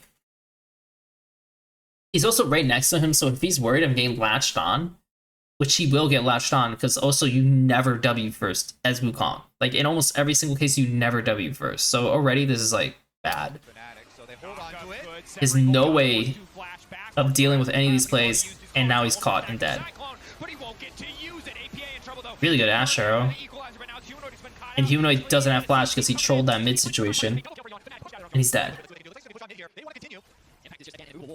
So TL once again, this was not, by the way, Fnatic did everything like fine. Like Fnatic, everything was in order. Like they literally shoved out top. They pulled TL up here. Then you kind of want to fight in this area, but like obviously you want to do it in a proper way. And they did it in a completely improper way. And they also did not have TP. So turned out really bad.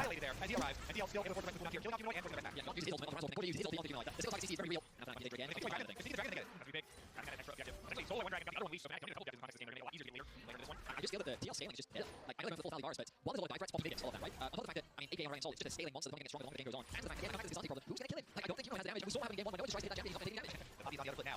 Team Liquid, with some adjustments, and even the relatively big because it's a champion that does make timing your start from that selection for Dragon number 3 like a very powerful strategy. So you can try to put a stop to the Dragon later on, as long as you are able to say that really big upgrade ultimate for AK with correct timing on Dragon number 3 and set yourself up for the AoE. You need to see Fnatic later in the game deal with the execution here.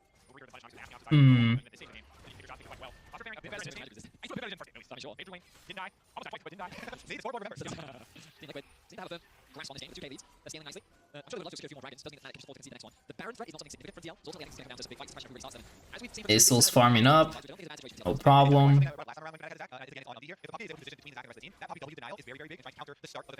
Asante can join the team at this point. They have Herald.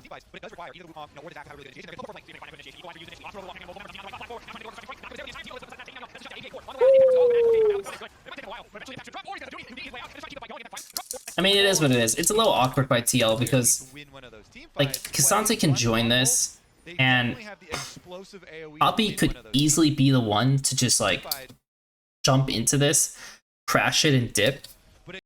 And if you look at bot side, like, Kasante could also go straight bot, which also would probably be more beneficial. Acel catches the bot wave. Okay, so this is, like, how they should do it. Acel should catch this. This guy should run straight bot, taking like this. And once they push this, then they can kind of like pressure this. Maybe draw the TP, if that. But try to take the turret. And if you can, then you can Herald. But they're kind of like just skipping a step and going straight into turret. And if you're going to do this, you at least need to do it safely, but they kind of don't. And now the Zac has a hella good flank. And yeah, he gets wall banged and run. And yeah, this turns out really bad. It was good by Fnatic to realize like that TL's inting. But man, what a weird play by TL.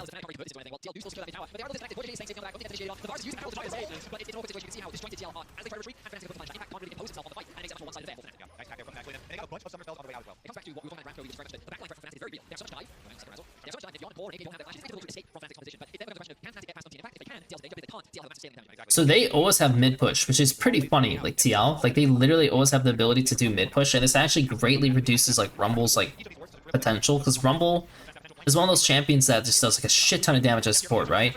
So if the enemy team ints into you, then Rumble does a ton of work. But if Rumble can't actually be in the right spots to do that, like just sitting in brushes and waiting to pop you, not really useful. This is a classic Umpty. This is a classic Umpty play. Because you're playing for bot turret. Like now they're doing the thing that I said that they should have done like a little bit ago. But Umpty, for whatever the case, is pressing on the pink, which does not matter, by the way. Like this doesn't matter, and almost loses himself.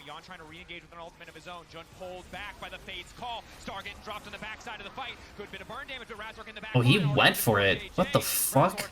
Untouched for now. TP now coming in. Razork firing back in a bit more damage from the Sundered Sky. Healing up. Oscar now trying to body block for the Wukong. Pullback is good from Impact. Trying to stun. Nice hold. Him up. Yon finishing the job. It's a scattered, chaotic fight. Two members down on both. Huh. That turned out better than I expected. More favorable angle. Pick on Umpty would be big. He can't overstep here. Poppy getting. Where's the way? Disastrous start for. Pick on Umpty would be big. He can't overstep here. Poppy getting chunked out. So, if they timed this correctly, this actually could have been a little bit better. What is Zac doing? That's back up with a more favorable angle. Pick on Umpty would be big. He can't overstep here. Poppy getting chunked out. Disastrous start for TL. Zac ignores Kasante, which is correct. Jun pulled back by the Fade's call. Star getting dropped on the backside of the fight. Good bit of burn damage of his own. Jun pulled back by the Fade's call. Star getting dropped. He missed, but also he flashed.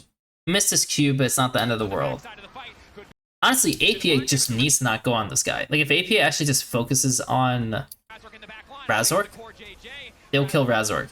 And this looks better. APA kind of, like, overextends the situation.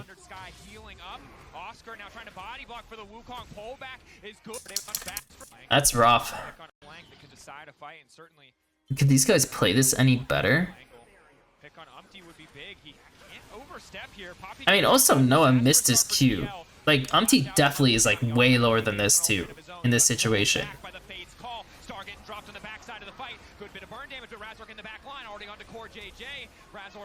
Untouched for now. TP now come burn damage with Razork in the back line. Already on to core JJ. Razork untouched now.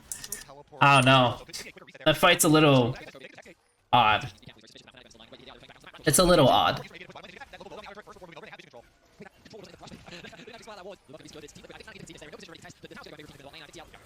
And TL gets a dragon.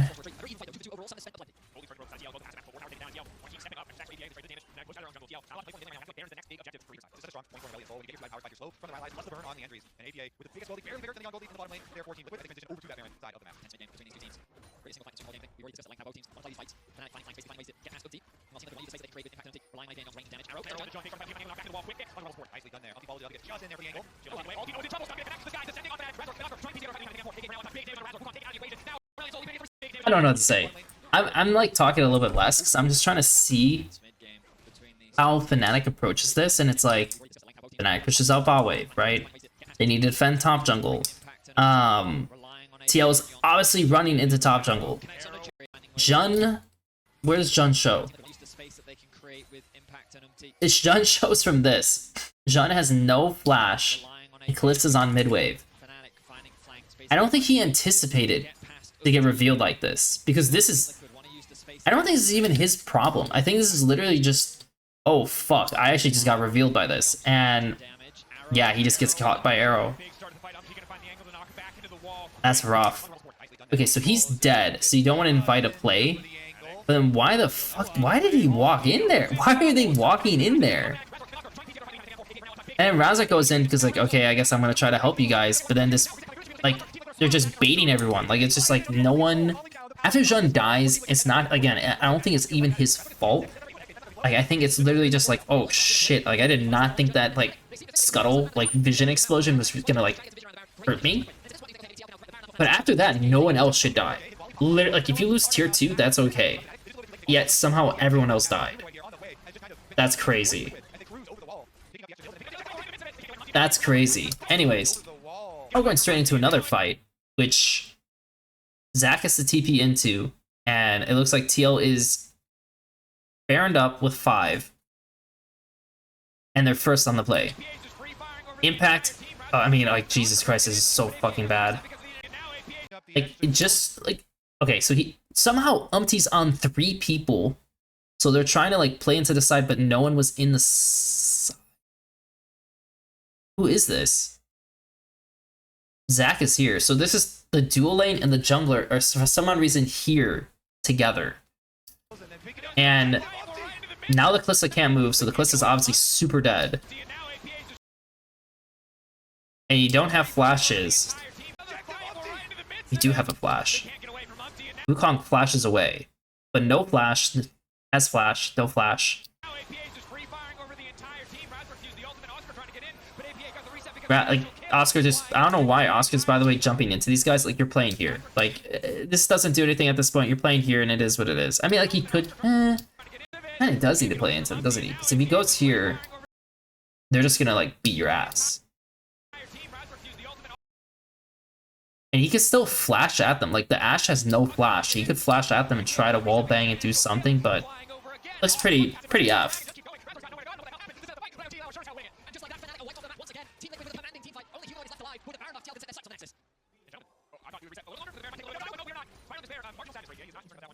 APA so heavily criticized for his champion pool. Was such a big factor this time around. Obviously the Poppy as well, but really standing tall when the team needs them. Let's take another look at Umpty. We got a picture once the general had all 3 of them. They walked into the Poppy. Coordinated involved in the as well, but it just destroyed at that point. Oh wow. Rough. Really rough. I mean, there should be... Oh, actually, sorry. So these guys, they didn't even see that there was actually a leftover ward, which is like probably the biggest issue. But they're trying to trap while having double TPs. And yeah, I mean, that ward just fucks them over so badly. The ward literally just screws them over. And this is like what happens when you have good warding, which Fortune has been pretty excellent at. Oh man, APA is funny. What a funny guy. So they're gonna get another dragon, which are good dragons, by the way. Like, definitely getting the ability haste, huge. Attack speed, attack speed's okay.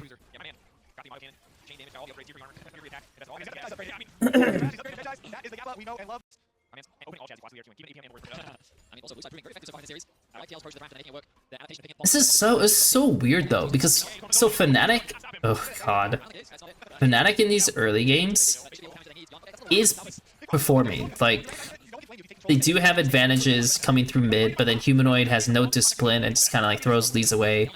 Razork will create something, but then also just randomly int.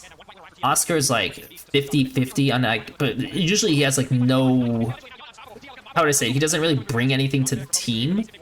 Like he just kind of like can individually kind of deal with his lane, but like what he brings to the team is like nothing. And Jun is not playing as well. So Jun is underperforming and Noah's performing at like just an even worse, either even a worse value or just even like the same. One of the two. Oop. Okay, so we got K'Sante first pick. So they think, okay, we need to get this. And so they ban TF to kind of like deal with it a little bit too, and they double ban APA. And they ban Camille, so this is like, to them, they're like, we're not gonna let this come through, right? Now the return is that they get the Lucian, which neither of the teams showed that they could deal with in the first two games. So they get the Lucian, and they take the Nami, because they don't want to reveal any of APA's picks just yet, okay? They take Kalista Varus, alright? Now it's the flip of the matchup, right? Kalista Varus versus Lucian Nami. Actually, was it the reverse? No, they were playing Kalista Rumble. But this kind of matchup, this is a one where like you will lane swap. Like you don't want to play Lucian Nami into these two champs. So they take Sejuani. Now this is interesting because this was a rather good pick, and honestly, he probably could have picked it like way more too in some of these games. But taking this squad, they have a ton of mid pressure.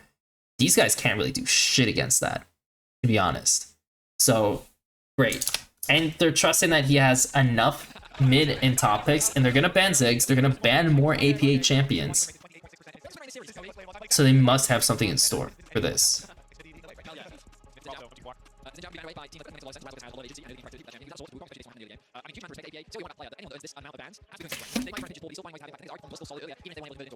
Yeah, I think I'm more scared about what it does to your team, how your team is going to have to play, and not having the longer range kind of scale analysis that alluded to having a lot of success in this series. They do that way they fear themselves, though. Interesting. So feeling like that's the last real threat that can't come through from Team White. Team White is one of the most successful picks in that. It is a champion that you can't completely 1v9 games on. You know, he's practically playing for 3 in the game always. I played this wrong as an individual. Zach. Also front line, if you get onto the bar slash, then okay, maybe very direction, might be a lane swap angle. Of course, things close others, but the Sion will be a very solid front line. Yes, the Ornn. Oh my god, thank god. That is such a good pick. They have so much capabilities to fight on mid waves that this Ashe Varus has like such little value. You can't play League.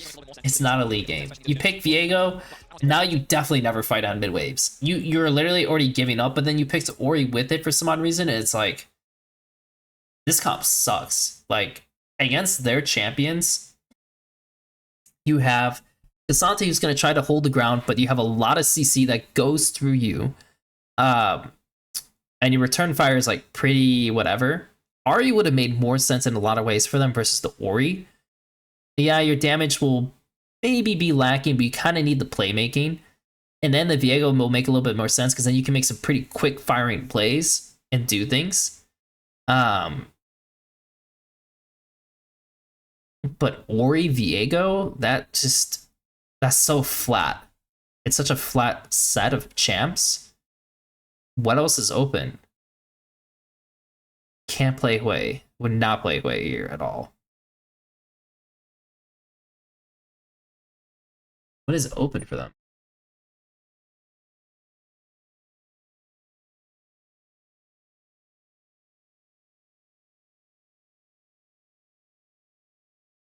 Yeah, actually, this might be that.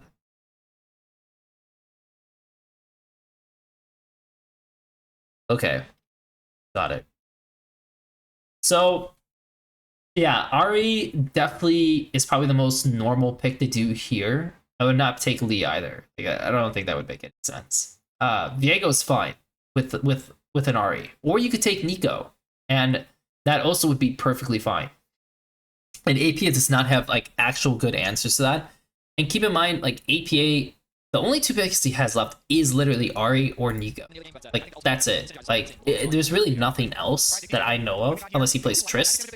I was gonna say unless he plays Trist. So they play. This is interesting. So they could have picked Ahri themselves, but it's not an exactly like ideal. Because Lucian Nami actually does a decent amount of magic damage, Ornn does like magic damage, Seju has some magic damage, it might be a little bit too much So Triss actually adds a reasonable amount of DPS to their comp. Another thing they could have done is Hui. Hui would actually have been really good if he plays it, because Hui brings a lot of damage as well. But I don't think he plays that champion. So he's playing Triss.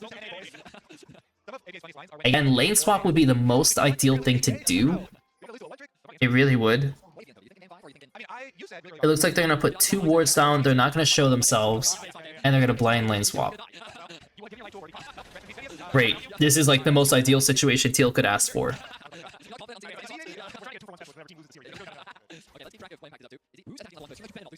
So the only thing AP has to remember is that he played this Triss in a lane swap before, and he pressed too early at one point, and he got hard punished for it. So he just needs to make sure he doesn't make that same mistake in a lane swap scenario.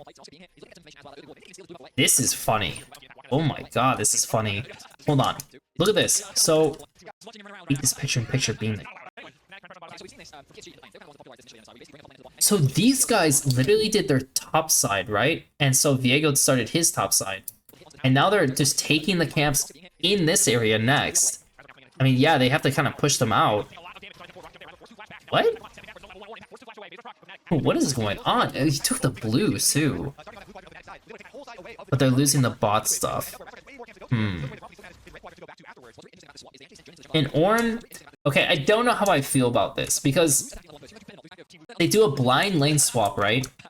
And they don't know if Viego starts topside, and they also can't necessarily face check into this, because if Ashe and Varus are there, then they'll just die. So they have to do it this way, I guess. And once they come down here, like, yeah, naturally, like, you're gonna run into, like, some conflict, so it's a little risky. That's why they double ward. In APA, does he just go on this guy? Oh, no, Razak goes on to him. Got it. So he has to flash away. But this does hurt APA's game, right? Like, it definitely hurts APA's game. And for Razak, it's like, I would say it's just a minor inconvenience. I don't think it's that big of a deal. Ornn doesn't have levels. K'Sante doesn't have levels. K'Sante... Okay, he's getting XP here though, so that's gonna be pretty important. So K'Sante is getting XP unlike Ornn. So K'Sante will be level 2 first, and that will help a lot. Yeah, he just hit level 2. And they're letting him take over.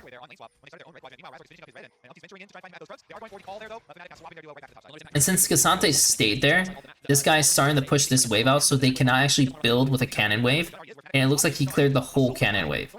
So now they have to wait 3 waves to actually get something proper top. In which case, I assume their dual lane would swap up to defend, maybe. If they don't... Ooh, they're gonna let him soak. He lives? No fucking way. This is just... Because to me, like for me, the second I see Varus here, I feel like it's one of these situations where you need to fast push bot and actually flip top, and like maybe your Ornn TP's bot, and like it is what it is kind of situation, because they have a lot of like control at this point to just kill the Ornn. And Sechu Ornn probably doesn't. I mean, Viego doesn't have flash though. That's the only thing.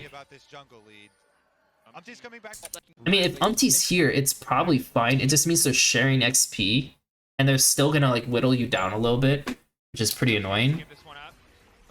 And Impact also put himself in a weird spot. Like, Impact should just stay under the turret.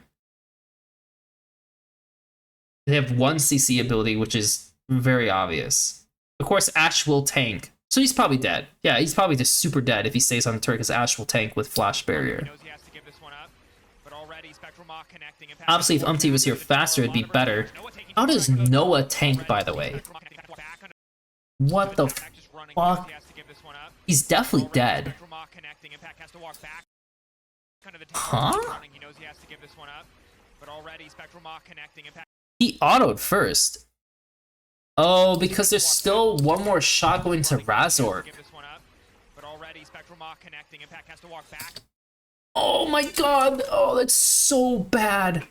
He literally was about to take the turret shot, and then it would go onto Jun. But because he flipped it this way, it actually read his auto first versus him. So it's like a very... I would not imagine this going that way. And it's, oh my god, that actually just fucked them so hard, and that's why Impact lived, because Impact should always be dead. Always. Should be up here sooner. And if you make them soak together, you're pretty happy, because your Cassante is not going to die bot. At least he shouldn't die bot in the 2v2.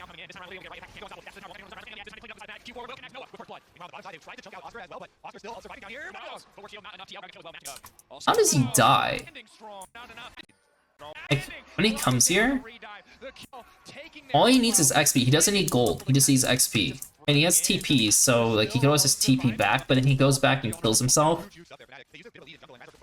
Interesting.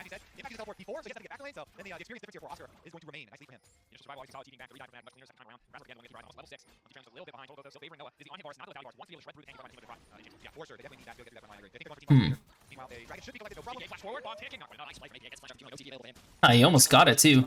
Man, APA also is putting the shit onto Humanoid too, isn't he? Like, he's actually pressing him. It's not like he's just playing, like, safe. Like, he knows he has vision on bot side. He knows he's probably gonna flip at the top side, so... You know, props to him, man. Like, he actually is giving it to him.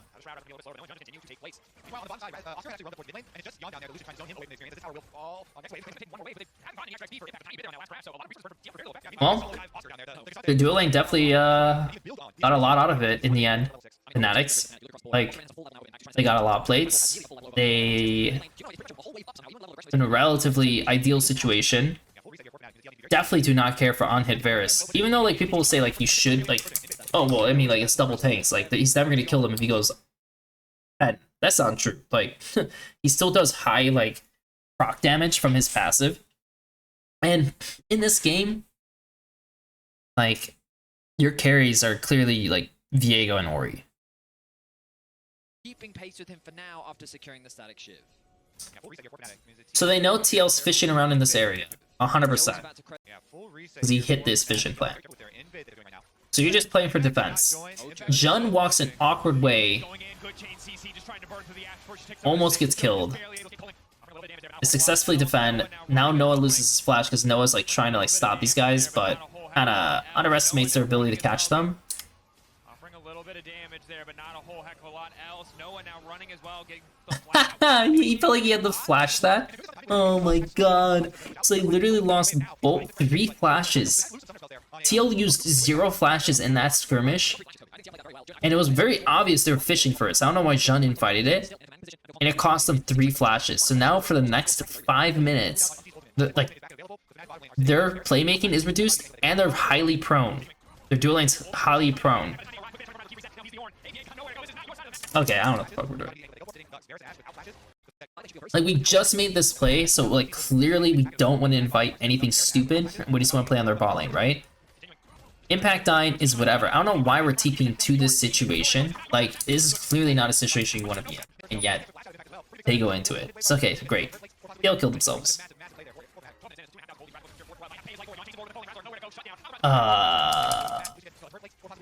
But, like, you just killed them. Their dual lane is still hitting mid.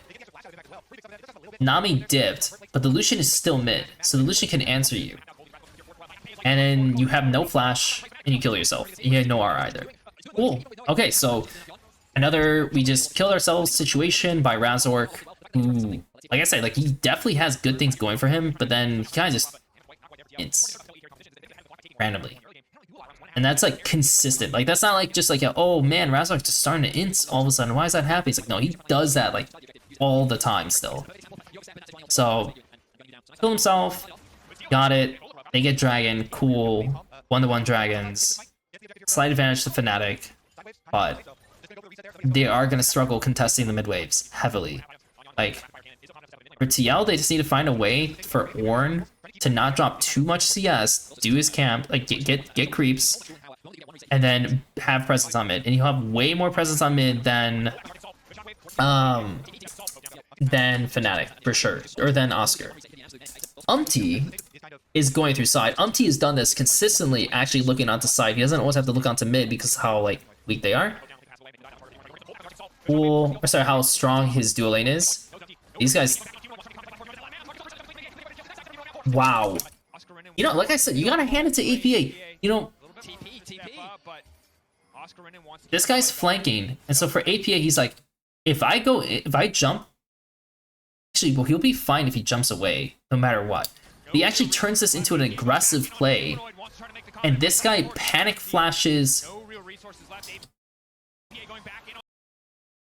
Panic flashes.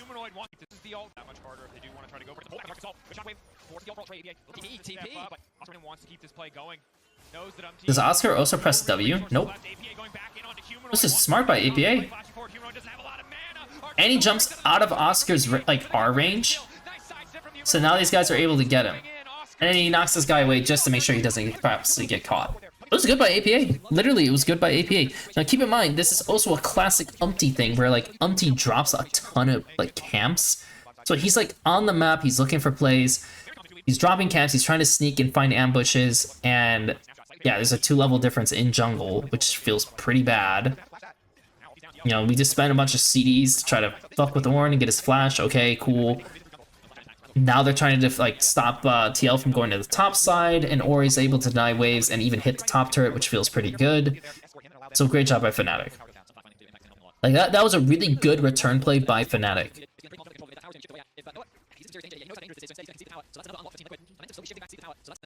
Now, of course, the outcome though, and let's just say this right now. So this is fine up to like where, you know, you're getting Ornn's flash. Okay, cool. We use 2 ultis, so be it. Ori is pushing top, and you already have decent vision topside. So if you want, Ori could push another wave, but I would prefer not dropping the mid wave. Do they drop this? They drop it. So the problem is whenever you overload a side, and I'm saying it was really good, but whenever you overload a side, they don't have bot and they don't have mid. So now TL is the one who's playing 2-1 while defending topside. You can't overstay this, and if you do take it, like, cool, I guess. Like, you don't really advance the map, like, in a healthy way, and Herald should always be used on mid T1 if it's up. Like, that's just, like, almost a definitive thing. It should almost always be used on mid T1, unless it's gonna take, like, maybe 2 turrets on the side. Otherwise, like, the value of it is not that high, so then, once again, like, Umpty's hiding, pressuring, protects APA a little bit, they feel like they have to TP, okay, so be it.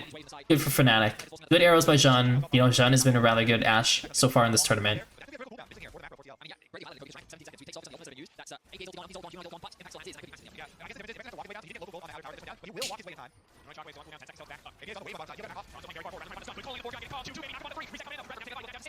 I mean, Fnatic's not playing half bad. Like, these guys are like testing them, and the Ornn's like ability to be on mid waves and impact has not been the best so far. APA is doing another wave, so like Umpty's like kind of like trolling a bit, and then they start realizing that like Umpty is actually trolling. Oh, that was the wrong R. So it's good up to about this point here, because why did that look like someone flashed?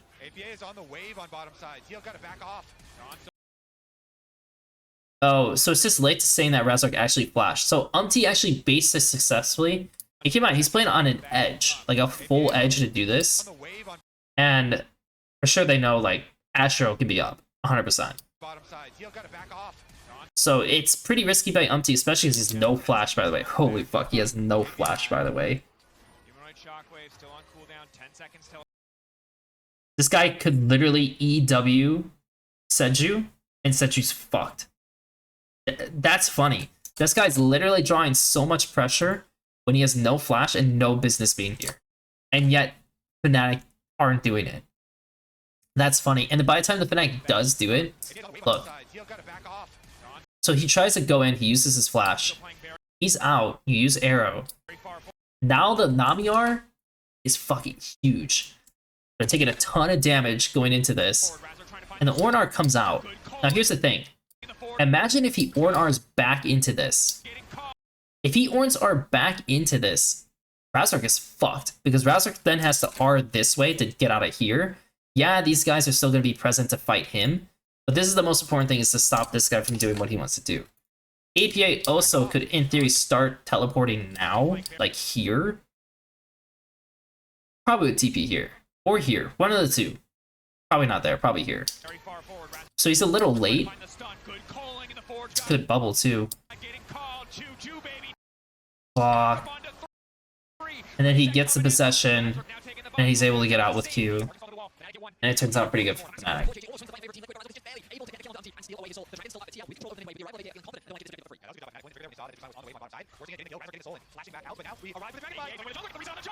That's extremely funny. Really nice play from APA. Even though Team Liquid lost the initial fight, they still had very healthy, well, champions ready to test and are able to get the punish. Keep your eyes on Koya. He's not a fantastic bubble. Onto Razzle. This is trying to get this initiation through. Ultimate into Noka. This Razzle gets dangerously low. He's able to get the execution off back to his attack. Gets the soul steal and is able to dash away to safety. With 5 minutes alive, he thinks it's secure the objective, but it's not quite enough as APA finds an impressive hit. Take out the LG. You see immediately afterwards that lack of flash costing Razzle his life as APA found him in the river and got the objective afterwards. Look how strong this Tristan is now. 30 CS over Q, a full level, working for the second item. Even though they are largely full AD, it feels like that's also them. Aldi working out early flash. They look for Aldi getting around flash becomes really big. And APA is one of the most controversial figures in international league of legends. Dr. Last World, this guy gets criticized so much and still embraces the trash talk, embraces the entertainment factor. But here on the international stage at MSI versus EU, when all the pressure is on, he is performing. F4 Lucian calling and the Really damage is nice so play. large for them to respond to Koya after. This man is trash talking before he knows he's playing against Europe. The full confidence, the full commitment despite being so vulnerable. Look at the momentum shift though. Like a single dragon is all it's safe. Fnatic's gold is dissipated. Team Liquid is playing with nothing but comments, playing on 2 lanes and then forcing Fnatic on the defense. All right, we get another timer window between arrows as well. 1 second. Cooldown, but it is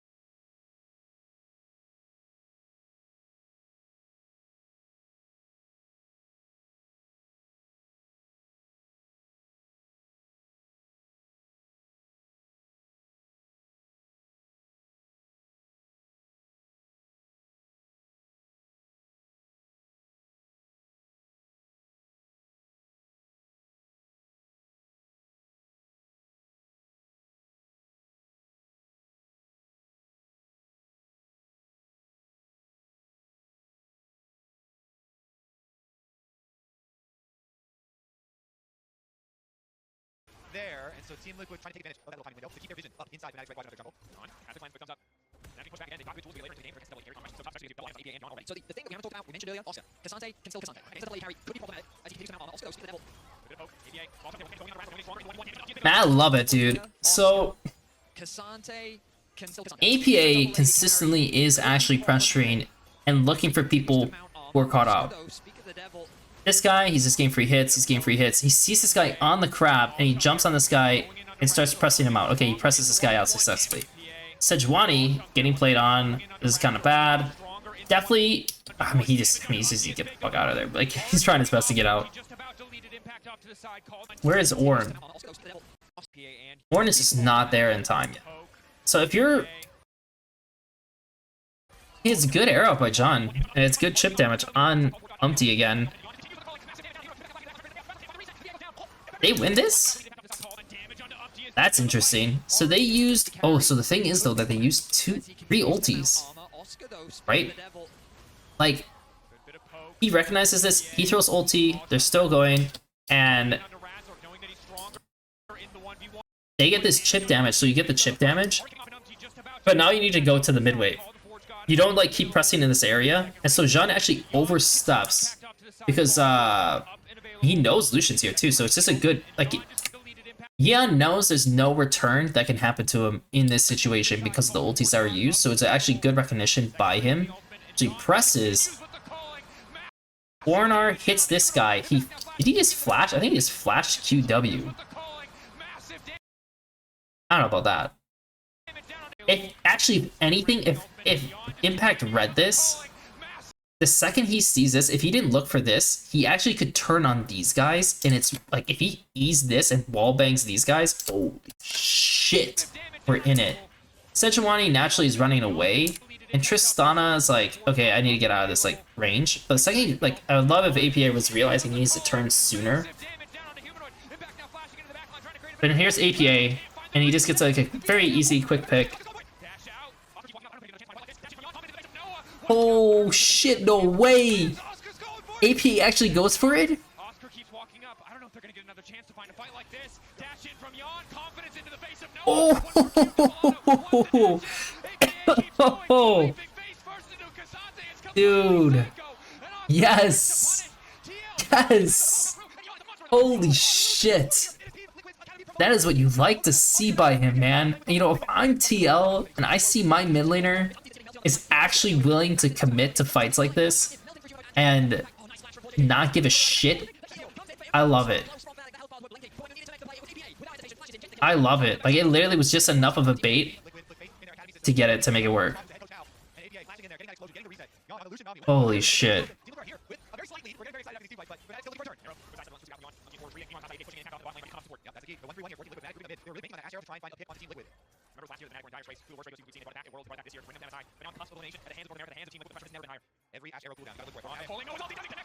I mean, anybody home? Anybody home? Like, look. Where did they see people show? Ori's on your right, Viego's on here, you have no ability to defend. Hey, Casante's showing. Oh my god. Oh, dude, I love it. I absolutely love it. What the fuck just happened, though?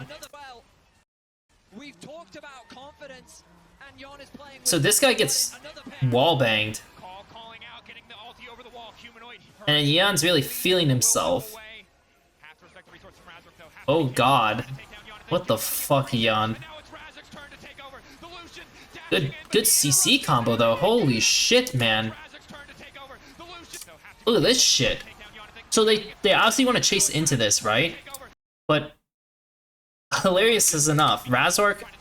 Okay, one, I don't know why Razork is using his E4 this way. Like, holy shit. Anybody home? Dude, just E this way and blast him. I have no idea why he does it this way. So Razork trolls hard, gets caught, Bubble comes in. They're just blasted. He's dead. And he knows this guy's dead. And that's it. Dude, that's it, man. That's literally it. Once they get the Baron, like, this is gonna be pretty rough. And again, a lot of this stems from the fact that Fnatic's comp is terrible at, like, fighting around mid-wave successfully.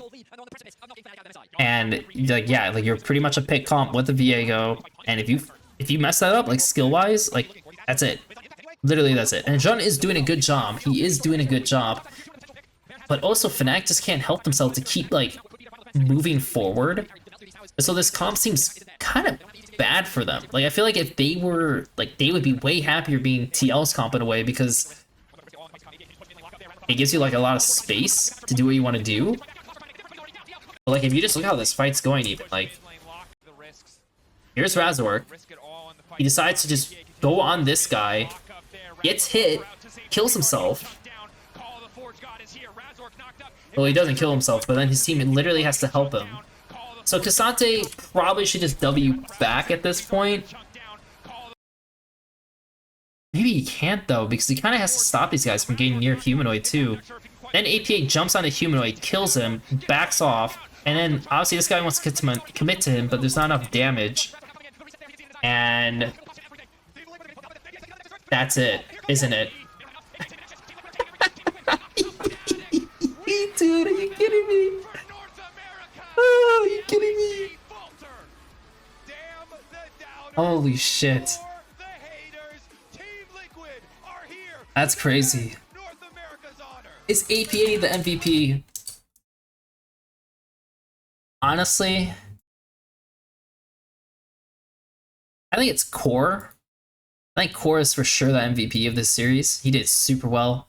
I think on their side, I mean, Jun did not play as well. This was a big thing. This guy did not play as well. He's still inting. He's playing super bad, and he still has zero, like, presence at all. So, like, I don't know, man. Umpty had a really good first game. At least in game, not so great. Impact did not have the best second Cassante game, but had two solid Cassante games. It might be like Impact. I have no idea.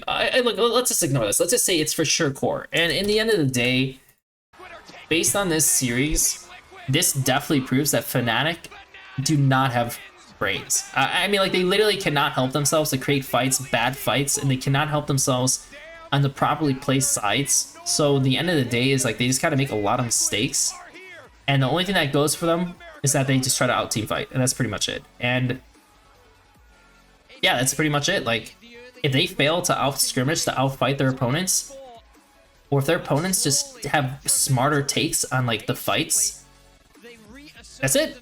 So interesting series for sure. Pound for pound, looking at how this game went by, Humanoid was outperforming APA in only half the games.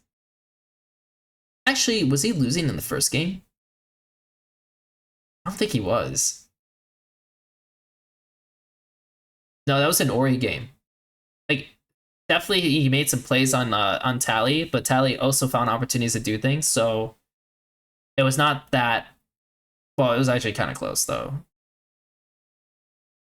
But it's also because APA lost his flash, so he became a play a second time. So I would say, honestly, these guys were a lot more evenly matched, especially when you think about how APA was able to press Ori a lot this game. It was really good for him. So game 1 was like pretty even.